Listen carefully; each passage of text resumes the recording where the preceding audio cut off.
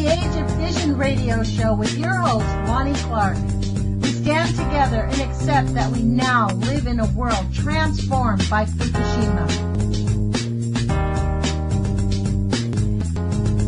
From 8 a.m. to 9 a.m. Pacific Standard Time here on UCY.TV radio.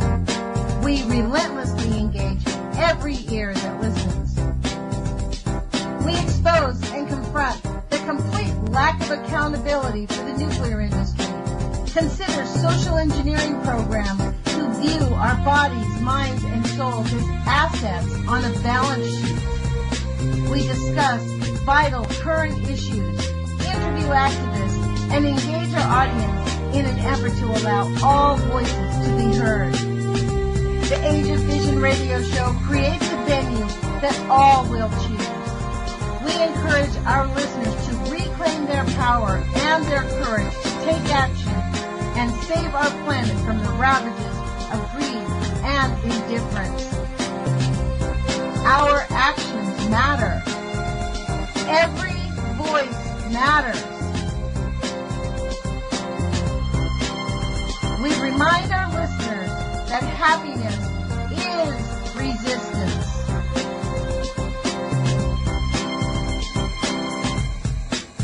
Love is greater than fear.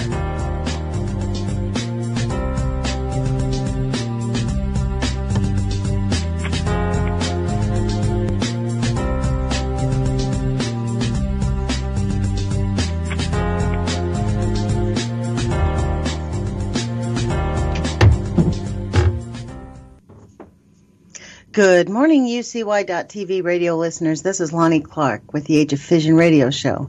Today is March 5th, 2018. It's 8 o'clock here on the West Coast in Eugene, Oregon. And is it a gray day? No, it's not a gray day so far. We're waiting for the chemtrails to arrive. So thank you for joining me. This is actually going to be my last live show before the 3/11 commemoration event. It's not a commemoration because it's still ongoing, I guess. Can't call it an anniversary, but we can't let 3/11 go by without acknowledging it. Anybody who listens to my show likely is as stunned as I am that the world governments are just, excuse me, moving on. Hold on just a second, let me clear my throat. I mean, the world governments are just pretending like nuclear just does not harm anybody. Don't worry about it. So what if it gets above to, 1.2 every once in a while, or we get it down to 0.01 and then it goes up for unknown reasons in Fukushima back up to 1.5, 6.7. There's a guy in Fukushima posting silent videos. He just goes around Tokyo, actually, I think. An area of Tokyo, and it's stunning. It is stunning how the levels of radioactivity, although we don't go around here in the United States testing our radiation either, the radioactive levels in our area. There was a time when I was doing it incessantly, and here in Eugene, it's consistently high. Portland, it's consistently high. I mean, I have not gone to Albany where the fuse wrap site is. It's probably off the charts over there. And I guess that's the point of the nuclear industry, isn't it? That it doesn't, no big deal. Really, it's no big deal. We've been getting radiated for years. So what you worried about? I mean, considering the nuclear radioactivity they bombarded us with during World War II, is Fukushima any big deal? Yeah, it's a big deal because it's ongoing, and it's the first time we've ever had a state of China syndrome where we can't stop it. We have 3 nuclear power plants in China syndrome that we cannot stop. Everything they do fails. So they get a camera that can go in there for 15 minutes. Woohoo! That's big news. I am stunned that we do not have big announcements on Facebook about 3/11 events. I haven't seen them. I went to the Googles and I only found, of course, the Mothers for Peace. Let me see. I'll try a different search word on Facebook. And maybe it will give us Maybe it will give us a list of events of people around on 3/11. Oh, in Las Vegas, they're having something big. 3/11, there is one, seventh anniversary. I hate to call it an anniversary, though, of Fukushima nuclear accident events and actions. Wow. And you have to be requested to join. So I'll ask them if I can join. All the other 458 members. 458 members is probably how many activists there are worldwide. That would be my guess. I mean, people who make an effort to put this in their lives. I mean, there has to be more than that. There's probably 10 times more than that. I mean, what is beyond comprehension is I wrote a tweet the other day on a pro-nuke site in Canada, a Canadian site, talking about how Canada is going to go almost all nuclear and how good nuclear is. And I said, yeah, until it isn't. And then I immediately get back responses about how uninformed I am because the new nuclear sites use their own waste and there's very little waste. Well, very little still means there's some waste.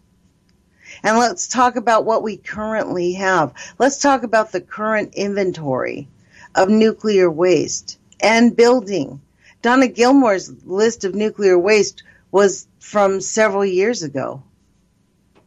Hundreds of tanks in the United States, thousands of tanks actually, in the United States that are, frankly, not at all well stored. When we have an earthquake anywhere in this country near a nuclear facility, we are going to have a serious problem that, guess what, nobody's going to tell us about. No one. So this is kind of sad that we have all gotten used to this. It's kind of like normalizing Trader Trump and the nepotism that's in the White House, and being surprised that Jared Kushner was using his personal business, his position to advance his own personal family's business. I mean, that's what nepotism is all about, isn't it? You get an office and you use the office to make big money. What I find stunning is the reasonable people who like to vote Republican, who are sticking by a man who is clearly immoral, says whatever comes out of his hat, has no idea about economics or policy, has never read the Constitution, has no regard for people of color, makes racial slurs every chance he opens his mouth and talks about a person of color.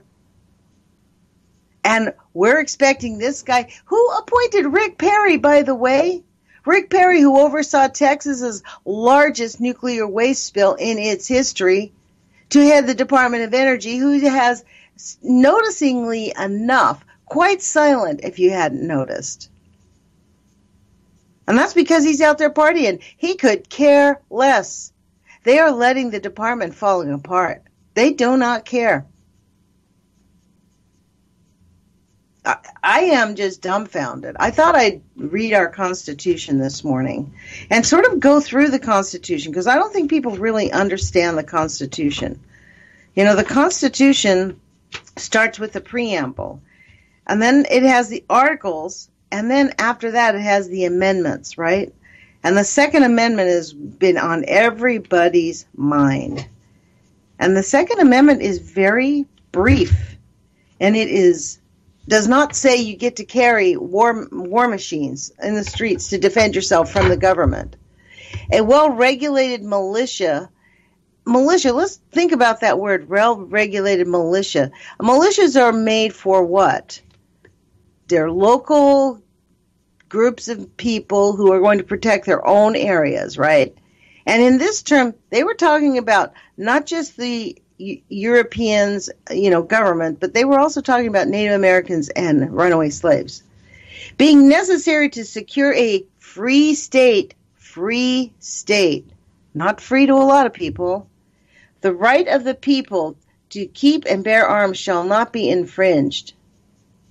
Being necessary to secure a free state, the right of the people to keep and bear arms shall not be infringed. That's it. That's the Second Amendment.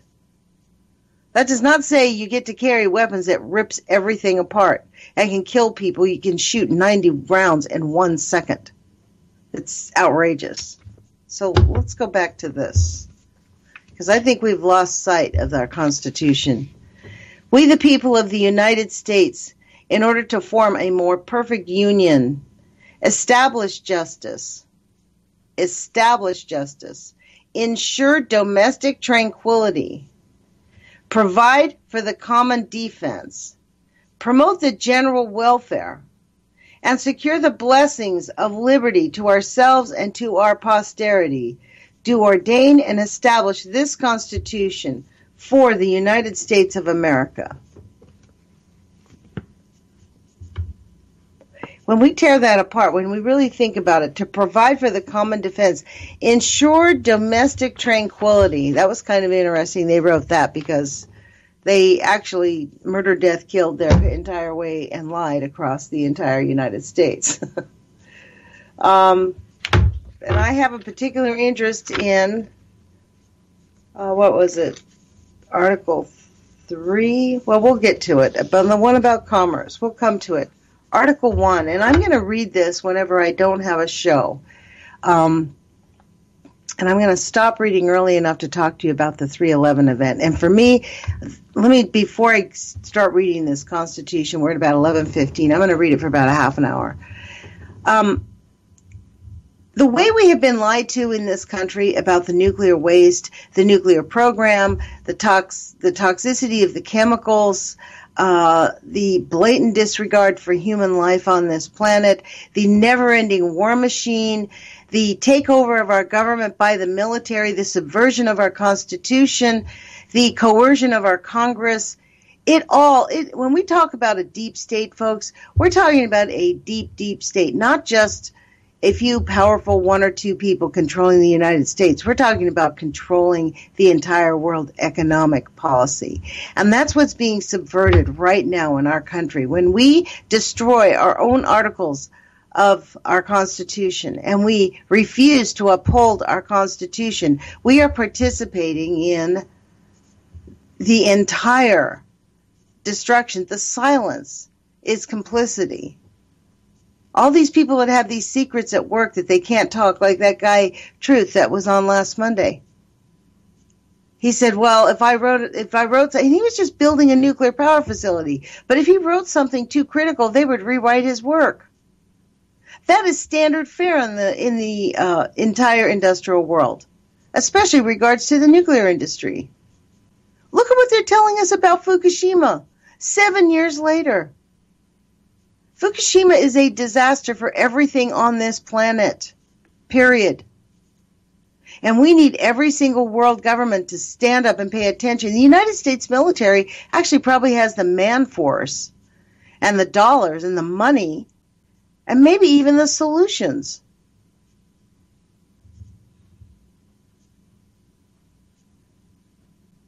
I don't know. I mean, I've been doing this radio show about 3.5 years. And I came on reporting. I wanted to report with activists and people who have been affected. And I'm going to be dogged. I'm going to keep asking some of these activists to be interviewed on my show. They're busy. They're not inclined to want to come on a show that God knows. The first question is, how many listeners do you get? I don't know. I have no metric. I get no feedback. Maybe there's 18 people, 15 people, 10 people in the chat room. I have no idea who listens. So that doesn't help me when I try to get interviews with people. They're like, well, how many people do you listen to you? Because they don't want to waste their time talking to 10 people. And I suppose I have this philosophy that if one of those 10 needs to hear the message and can make a difference, it's worth it. For me, it's not quantity, it's quality. If the people that are listening and receiving these ideas that we're giving out start to think differently and maybe form some type of an action group, things that I don't know how to do, we all have our strong points. And one of the things that's evident with the nuclear industry is they have no idea what they're doing. They have no idea. They have a model of secrecy and lying. That's their work model. How clever can you lie and manipulate the information and make it seem okay to government agencies so that the major corporation continues to get its funding from the government? Because that's what matters, is the billions and billions and billions of dollars. Why do you think every single nuclear plant goes into overruns? It's billions of dollars. Those guys are rich. They're laughing all the way to the bank. And then the states, after a little while, stop being dumb and go, hey, we're not funding this anymore. And you have a half-built nuclear project somewhere. And then you have this political football of having these guys who are paid to, basically endorsed by the nuclear industry in their political careers, spend 5 or 6 or 7 years working Congress over to try to get it refunded. And in the meantime, they're all getting rich. Frankly, this is the model that we're living in. This is why Fukushima is such a complete disaster. We do not have honesty, integrity, ethics, humanity. Well, I decided I wouldn't rant more than 15 minutes, so I'm going to read the Constitution. I read you the preamble. This is Article 1, Section 1. Now, this has actually been modified by the Legislative Act of 1970, so that's, in fact, another thing that we need to follow up, all the amendments to this thing, because this is just the original Constitution. All legislative powers herein granted shall be vested in a Congress of the United States, which shall consist of a Senate and House of Representatives. Section 2. The House of Representatives shall be composed of members chosen every second year by the people of several states, and the electors in each state shall have the qualifications requisite for the electors of most of the numerous branches of the state legislature. Now, you know what's interesting about this? This was the original idea. This is not how it works now. I mean, they have pretty much redone how all of this stuff happens, which is why we're in the state we're in. No person excluding me and black people and anybody of color, shall be a representative, no person shall be a representative who shall not have attained the age of 25 years and been 7 years a citizen of the United States, and who shall not, when elected, be an inhabitant of that state in which shall not, when elected, be an inhabitant of that state in which they shall be chosen. Representatives and direct taxes shall be apportioned among the several states, which may be included within this union according to their respective numbers, which shall be determined by adding the whole number of free persons, including those bound to service for terms of years, and excluding persons not taxed, 3/5 of all other persons. So I don't see that they counted women at all. So let's talk to this again. Adding the number of whole free persons, I wonder if I would be considered free. Yes, I guess I'd be considered a free white woman, including those bound to service for a term of years. That means indentured servants, and excluding Indians not taxed. The actual enumeration shall be made within 3 years after the first meeting of the Congress of the United States, and within every subsequent term of 10 years, in such manner as they shall by law direct. The number of representatives shall not exceed 1 for every 30,000, but each state shall have at least 1 representative, and until each enumeration shall be made, the state of New Hampshire shall be entitled to choose 3, Massachusetts 8, Rhode Island and Providence Plantations 1, Connecticut 5, New York 6, New Jersey 4, Pennsylvania 8, Delaware 1, Maryland 6, Virginia 10, North Carolina 5, South Carolina 5, and Georgia 3. Those were our states, folks. When vacancies happen in the representation from any state, the executive authority thereof shall issue writs of election to fill such vacancies. The House of Representatives shall choose their speaker and other officers, and shall have the sole power of impeachment. Which they are choosing not to do right now, right in the face of it all. Quite annoying.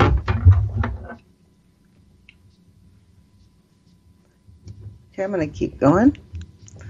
Oh no, this is boring me. I think I'm going to stop in a minute. This is just too much. I have other things that are racing around in my mind because as I read this, I'm thinking about how they've actually used this document to subvert all of our freedoms, how they've sort of weaponized the Constitution on us. The Senate of the United States shall be composed of 2 senators from each state, chosen by the legislature thereof for 6 years, and each senator shall have 1 vote. Immediately after they shall be assembled in the consequence of the first election, they shall be divided equally as may be into 3 classes. The seats of the senators of the first class shall be vacated at the expiration of the 2nd year, and of the 2nd class the expiration of the 4th, and the 3rd class the expiration of the 6th year, so that 1/3 may be chosen every 2nd year. This tells us how our elections are run. If vacancies happen by resignation or otherwise during the recess of legislature of any state, the executive thereof may make temporary appointments until the next meeting of the legislature, which shall then fill such vacancies. No person shall be a senator who shall not have attained the age of 30 years. You have to be 30 years old, and been 9 years a citizen of the United States, and who shall not, when elected, be an inhabitant of that state for which he shall be chosen. Shall not, when elected, be an inhabitant. So does that mean you can't be living in that state? That language confuses me. The Vice President of the United States shall be President of the Senate, but shall have no vote unless they be equally divided. The Senate shall choose their other officers, and also a president pro tempore in the absence of the vice president, or when he shall exercise the office of the President of the United States, which is coming up. The Senate shall have the sole power to try all impeachments. The Senate shall have the sole power to try all impeachments. When sitting for the purpose, they shall be on oath or affirmation. When the President of the United States is tried, the Chief Justice shall preside, and no person shall be convicted without the concurrence of 2/3 of the members present. So this is why we're not having impeachment. Do we think we could get 2/3 of the Senate to actually vote against traitor Trump? I mean, he'd have to do something pretty egregious to the Republican Party. I don't think they care about ethics or collusion or money laundering or nepotism or making millions of dollars and charging the American people, going golfing every weekend, costing the American taxpayers. We haven't even talked about how many millions it's now costing. That was a conversation when Trader Trump first got elected. Remember, we were all appalled. It was going to cost $1 million a month to protect Melania. We don't even talk about that anymore. That's like a moot point. Who cares? It's just our tax money, right? The rich people got their tax breaks. Wow. Judgment in cases of impeachment shall not extend further than to removal from office and disqualification to hold and enjoy any office of honor, trust, or profit under the United States. But the party convicted shall nevertheless be liable and subject to indictment, trial, judgment, punishment according to the law. So that would actually be really great if we could get Trader Trump convicted, but they're not likely to have that happen. They'll probably just let him resign. Kind of create a grand bargain, right? We'll let you guys all not go to jail, but you decide to get out of office, and those contracts that you signed while you were in office, they're all canceled. Section 4, the times, places, and manner of holding elections for senators and representatives shall be prescribed in each state by the legislature thereof, but the Congress may at any time by law make or alter such regulations, except as to the places of choosing senators. The Congress shall assemble at least once in every year, and such meeting shall be on the first Monday in December, unless they shall by law appoint a different day. All of that has changed, folks. Section 5. Each house shall be the judge of the elections, returns, and qualifications of its own members, and a majority of each shall constitute a quorum to do business. but a small number may adjourn from day to day and may be authorized to compel the attendance of absent members in such manner and under such penalties as each house may provide. Ooh, wouldn't that be awesome if the Democrats started compelling the Republicans to join them in the House and in the Senate? Wouldn't that be awesome? Okay. Each house may determine the rules of the proceedings, punish its members for disorderly behavior, and with the concurrence of 2/3 expel a member. Wow. Each house shall keep a journal of its proceedings, and from time to time publish the same, expecting such parts as may in their judgment require secrecy. The yeas and nays of the members of either house on any question shall, at the desire of 1/5 of those present, be entered into the journal. Wow. So they don't actually have to enter them in unless people ask for it. That's why we'd like to have a vote, and then it gets counted in. I don't know how many of you guys actually watch C-SPAN, but I do. I think C-SPAN is interesting.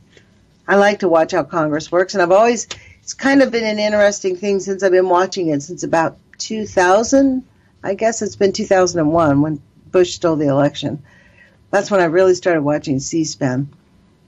The Democrats and the Republicans are hardly ever in the chambers together. When the Republicans have to talk about their issues, they get up and the Democrats are scurrying off looking for their own campaign contributions and doing what they do, and vice versa. When the Democrats are on the floor, the Republicans aren't there. I mean, no wonder we have complete dysfunction. They don't even confer. Like, you watch on C-SPAN, you'll see the British House of Lords and all those people, they get together and they yell at each other and they're like, rah, rah. And the House is just a raucous place. In our country, they have pretty much divided it up. When the other side is talking, they don't go. I think that is shameful and a despicable practice that goes against the meaning and sentiment of our Constitution. Okay, so let's get back to this. Neither house during the session of Congress shall, without the consent of the other, adjourn for more than 3 days, nor to any other place than that in which the two houses shall be sitting. Section 6. The senators and representatives shall receive a compensation for their services. I think that all makes us really steamed off right now. To be ascertained by law and paid out by the Treasury of the United States. They shall, in all cases, except treason, felony, and breach of the peace, be privileged from arrest during their attendance at the session of their respective houses, and in going to and returning from the same, and for any speech or debate in either house, they shall not be questioned in any other place. Wow. They shall in all cases except treason, felony, and breach of peace. So does that mean that we get to disrupt Devin Nunes for his treason? I mean, he has fully participated in obstruction of justice. That is for sure. Section 7. All bills for raising revenue shall originate in the House of Representatives, but the Senate may propose or concur with amendments as on other bills. Every bill shall have passed the House of Representatives, and the Senate shall, before it become a law, be presented to the President of the United States. If he approve, he shall sign it, and if not, he shall return it with his objections to that House in which it shall have originated, who shall enter the objections at large on their journal and proceed to reconsider it. If after such reconsideration 2/3 of that House shall agree to pass the bill, it shall be sent together with the objections to the other House, by which it shall likewise be reconsidered, and if approved by 2/3 of that House, it shall become law. That means the President doesn't count in this case. But in all such cases, the votes of both houses shall be determined by yeas and nays, and the names of the persons voting for and against the bill shall be entered on the journal of each house respectively. In other words, you've got to be accountable. If any bill shall not be returned to the President within 10 days, Sundays excepted, after it shall have been presented to him, the same shall be a law in like manner as if he had signed it, unless the Congress, by their adjournment, prevent its return, in which case it shall not be a law. There you go. That's how it's working, or supposed to work. This is not actually how it works, though. Every order, resolution, and vote to which the concurrence of the Senate and House of Representatives may be necessary, except on a question of adjournment, shall be presented to the President of the United States. And before the same shall take effect, shall be approved by him, or being disapproved by him, shall be repassed by 2/3 of the Senate and the House of Representatives, according to the rules and limitations described in the case of a bill. Section 8. The Congress shall have the power to lay and collect taxes, duties, imports, excise, and to pay debts and to provide for the common defense and general welfare of the United States, but all duties, imposts, and excises shall be uniform throughout the United States.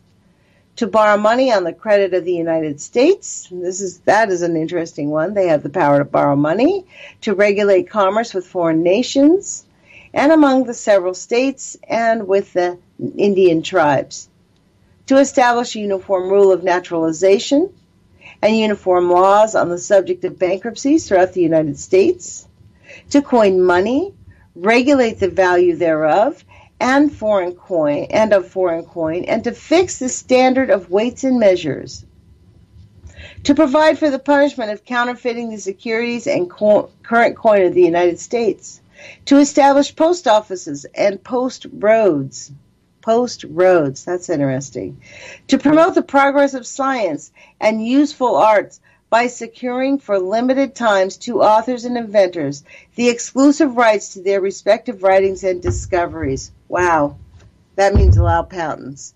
To constitute tribunals inferior to the Supreme Court.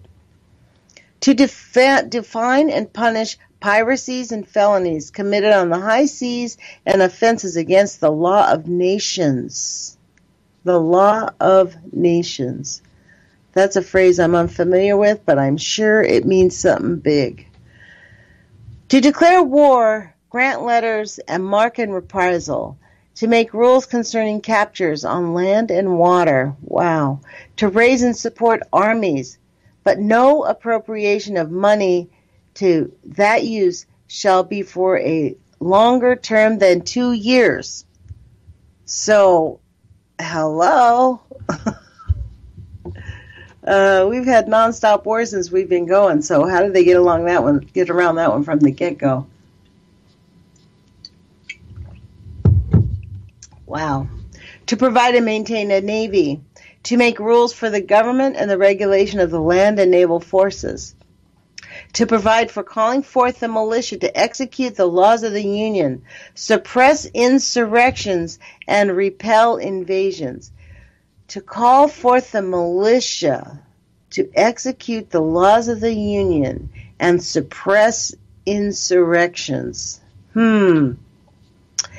And repel invasions.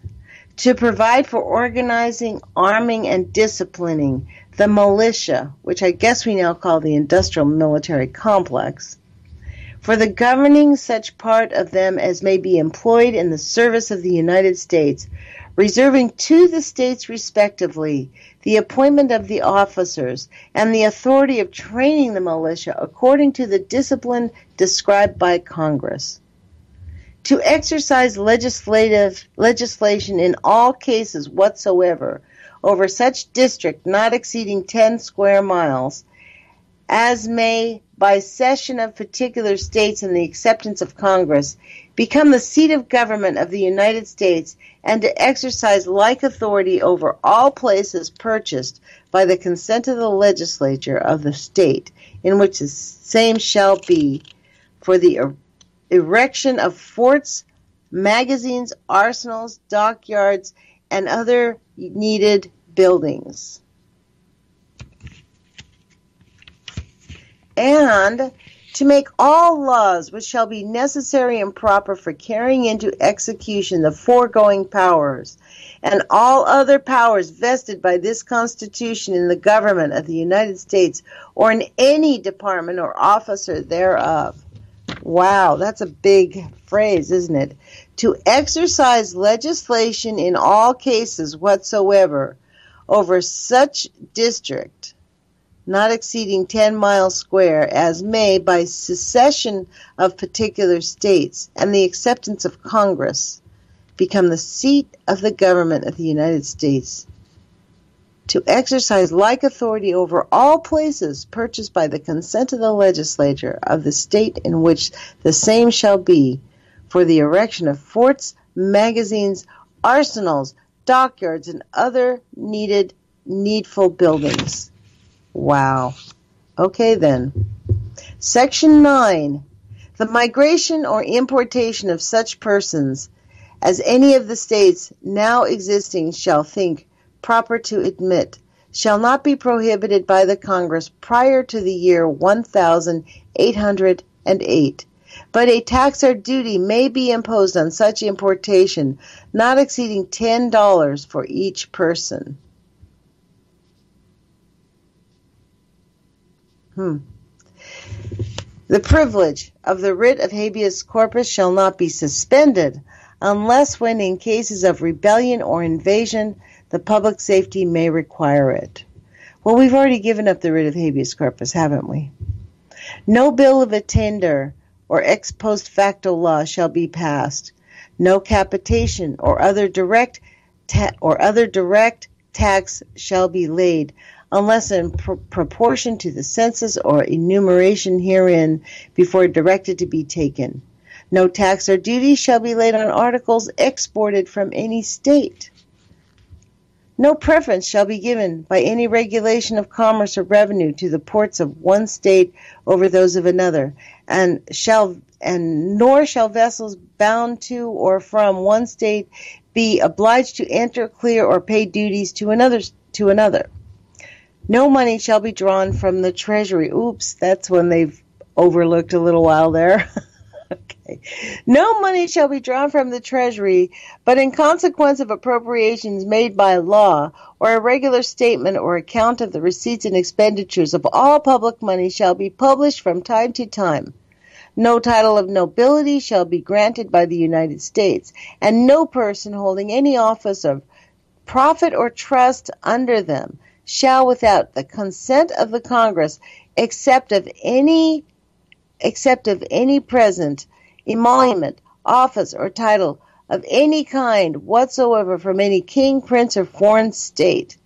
So this is where Trader Trump and his little gang of thieves have really, they didn't even read the Constitution.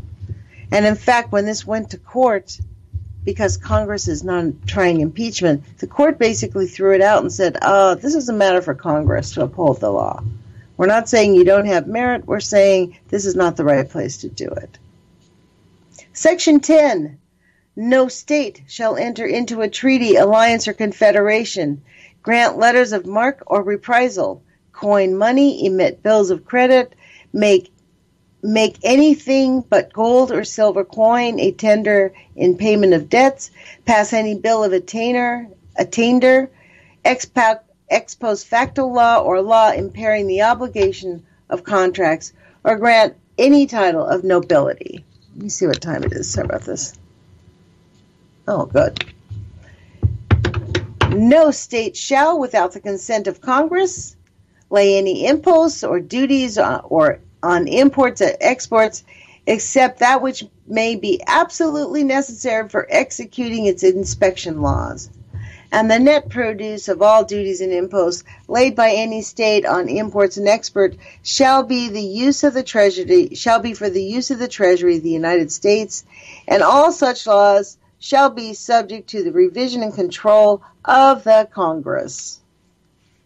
No state shall, without the consent of Congress, lay any duty of tonnage, keep troops or ships of war in times of peace, enter in any agreement or compact with another state or with a foreign power, or engage in war unless actually invaded, or in such imminent danger as will not admit of delay. So maybe that was just Article 1, folks. That's Article 1. How many articles do we have? Do we know? 7 articles. 7 articles from George Washington of the United States. His signed. They signed it. Deputy from Virginia, President and Deputy from Virginia, he signed it. I'm not going to keep reading because every chance I get when I have a show where I don't have a guest, I'm going to continue in on this one because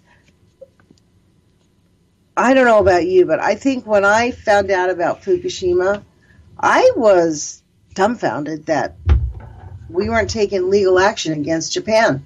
I actually called Mary Wood's office. She runs the Environmental Law Conference, the Environmental Law Division. She's one of their big teachers. I had gone to many of her conferences about our collapsing climate. I mean, I met her, and I called her office after that. I was stunned. I was shocked. They wanted nothing to do with it. I called them up and said, "Hey, I want to file a class action lawsuit. Like this is outrageous. That is going to affect us. It's coming here. They're not stopping it." You know what they told me at the University of Oregon?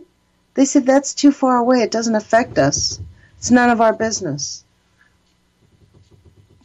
Dumbfounded. By the way, if anybody wants to give me a call, the phone number is 718-717-8296. That's UCY's number. I think you can call in there. If not, you could probably reach me on mine is 718-717-8106. And if anybody has been trying to call and you can't get in, send me a private message, through Facebook and let me know because there's no real feedback here, so I have no idea. It's that same thing like when I talk to people who want to be on our show and they say, how many people do you reach? And I'm like, I don't know. We reach maybe 50,000, I'll guess. And then they ask, well, where'd you get that? I'm like, I don't know, from my wildest dreams. I have no idea. So let me know if you have been trying to get through and you just can't. I'm going to keep on, though. Obviously, we have about 15 minutes left. So this is the thing. After looking around, it doesn't look like there's much going on. Of course, the Mothers for Peace are doing their annual event, Fukushima Ongoing Disaster, Sunday, March 11th, 2018, 4 to 5 p.m. at Ito Park. And that is 170 Brook Street, San Luis Obispo. The program will include a recording of the beautiful Mozart motet sung at Fukushima to commemorate the disaster. You are also invited to bring short readings to show a quote, a poem, or other readings. Please consider joining us at Big Sky following the event. Please email Evie to make a reservation for dinner.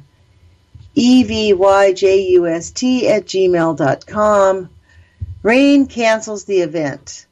Okay, so, and then No Nukes Northwest, Heidi Lambert, who has been a guest on our show, and hopefully she'll be able to return soon. She's busy with work and her kids.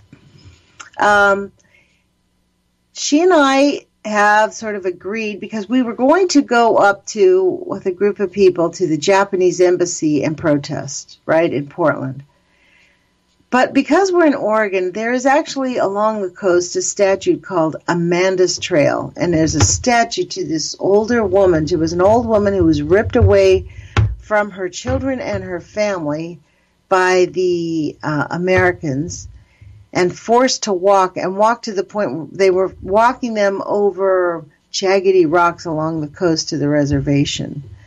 And her feet, she was blind, and she was walking, she couldn't even see. She felt the pain, I guess, in her feet, but she left a trail of blood. You could actually track her. So there was a statue and a monument put up in her honor and in the honor of all the people who are forced to evacuate their homes and go live on a reservation, and just the torture of all that happened. And it's at Cape Perpetua here in Oregon, and there's a statue. There's like a 7-mile trail called Amanda's Trail. You can look it up online. We're going to do a commemoration there. It's up above Newport a little bit, I believe. It's about an hour and a half, maybe 2 hours away from Eugene. Me and I hope Jerome will join us, Kevin Finnegan, and Louisa Hamachek and maybe some other local anti-nukers we're going to walk out there and build an altar at Amanda's statue in commemoration of the people who are forced to be moving back into Fukushima and the people who can never go back home and the people, frankly, who are being lied to by the Japanese government and the Atomic Energy Agency in their faces when they know they're being lied to straight up. This is a crime against humanity, much like the atrocities that happened in the United States were crimes against humanity, where people were forced and ripped away from their homes and forced to live in abject poverty, stripped from their children, their families. You know, many of the Native Americans in the Northwest, they did not fight the Westerners. They cooperated. They wanted to be friends with them. And then the American government decided to just round them up. Oregon is famous for being a racist state. So in its laws, in its first law, when it first created itself, you were not allowed to be black, and there was no free persons, and all the Indians had to be on reservations. And so it's kind of got a very dark, dark past. And actually, it's got a dark present. There's a lot of racism still here. So we're going to drive out there and do a commemoration and build an altar. And we're going to document it on our videos and make some posts. I imagine that Jerome and Kevin Finnegan and Louisa will have some things to say. We'll document it all. But it is actually beyond comprehension, frankly, that the world just seems to have... Well, we might have something on the news on 3/11. Oh, this is the seventh anniversary of Fukushima, that disaster. That, don't worry, they're handling it. They've cleaned it up except for those no-go zones. The deal is with the no-go zones, they're still spewing radioactivity into our environment. The plan for the people of Fukushima is to dump all those millions of gallons of tank water into the Pacific Ocean all at once, too, within a short period of time. I imagine, they can't just do it all at once. It's a process. It's not going to be easy. They have to figure out a way to do that, too. Cha-ching, cha-ching. The nuclear priesthood rides again. I mean, it is beyond comprehension. I follow these pro-nuke groups on Twitter and make comments, and their ignorance is just... And what's interesting is they look at us like we're ignorant because we don't believe in the nuclear power, like new power, all they hear is new power, not killer. They don't hear the killer part, new killer power. It is a killer. Nuclear kills. There is no good man-made nuclear atomic energy source, period. And the sad fact is, if we stop today, if by God some chance that we got them to shut down every single nuclear facility, stop every project, stop the uranium mining, stop all of it, we have enough trouble on our hands already. We have a deep, deep, deep problem. It is like suicidal for us to continue with the nuclear industry. We talk about the gun control and these youth students. I was thinking about this, like how interesting this is. The youth, it's almost like 1984 where the youth rat out their parents. Mommy, they said they can't do this. Now I'm going to go tell Big Brother. Well, I'm not against reasonable gun control. Many of you already have heard that. I don't believe in war. I don't believe in military weapons being in the hands of people. I don't believe in the ongoing industrial military complex. That whole thing needs to be shut down, but war is profitable. They're making billions of dollars. The gun industry, why do you think FedEx won't denounce the NRA? Because they're making money shipping their products. Okay, I can understand why FedEx will give the NRA a discount. That's a customer service base. But, do I get a discount on Delta Airlines for being a card-carrying member of the ACLU? No. I'm a proud member of the ACLU, to tell you the truth. They have done a lot of great work, and they stand up for people. We are in a nation that is really eating off its own arms. We have Carl Tuckerson or Tucker Carlson on Fox News berating the very people who's watching him. He makes fun of people. His smug little face, he knows he's lying to people. You can see it right on his face. He says the most outrageous things. And yet I've seen people that I respect who think, oh, he's my guy. Tell it like it is, Tucker. For real. It's like believing that the nuclear industry is actually good for us. Or this is food. It's cradle to grave. These guys have thought left. Talk about deep state. And for those of you that think Trader Trump is part of the deep state, he was an unwitting actor. He was a puppet, well played. And, he's bumbled his way into getting caught in all kinds. If he had just kept his trap shut, their little plan would have gone off, unfettered. But he can't stop with the tweeting. And on top of that, they were looking at him. The CIA, the FBI, they've been looking at him because of Australia and Switzerland and the United Kingdom. They all ratted out these traitors to our own government. Our own government hadn't caught them, and that's an interesting thing. Why hadn't they caught them? If they have the right to listen to every single conversation, why is it that we have conversations being reported to the CIA from the Australian government, from the Swiss, from the Germans, from the British? How is it that they informed our CIA of these conversations and they didn't catch him? For the same reason that Debbie Wasserman Schultz is in court right now saying that they had a right to steal the primary from Bernie as a matter of First Amendment rights. Literally, that's their defense. Fukushima is not going to go away. It is the number one event that everyone's ignoring. And that's why Heidi and I, when we talked about it, it seems to make sense that some little tucked away statue giving homage to people who were subjected to the crimes of the United States. That's a great place to build an altar to the women and children who are being forced to move back into Fukushima and forced into silence by the secrecy laws of Japan, which, by the way, are very, very real.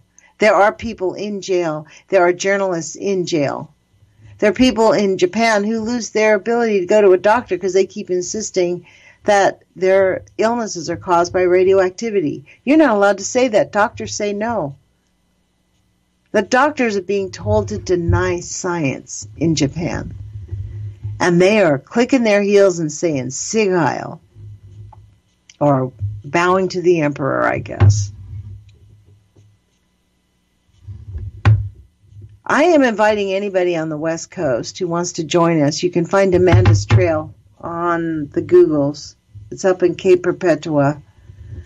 I think we're going to be up there about noon and walk over to the statue.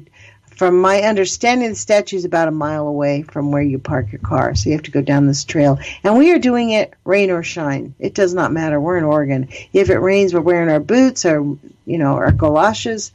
And if it doesn't rain, we just wear our regular boots because it's muddy.